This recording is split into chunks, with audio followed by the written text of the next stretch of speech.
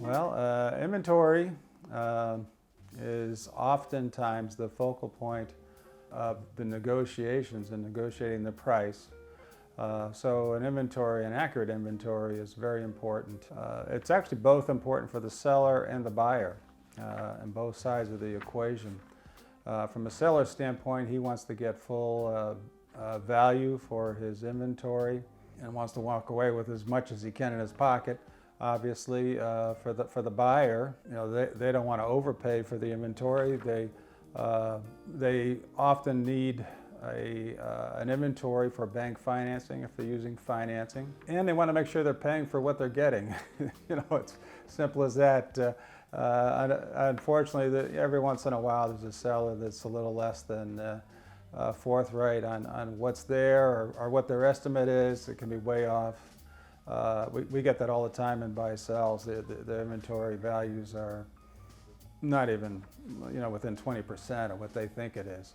And then the other thing is because we handle these types of stores all the time, we know what market values are.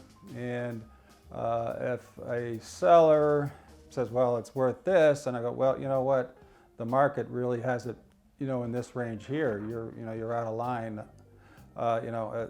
We can provide that information to the buyer.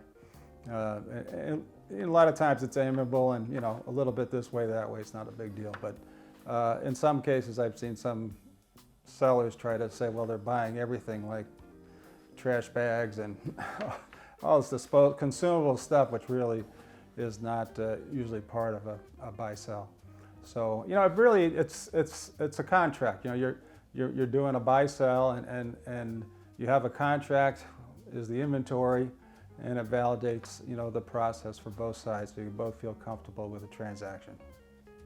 Well, one case I brought up, or was referring to earlier, was someone was talking about straws, and no one sells the straws to the buyer, so to speak.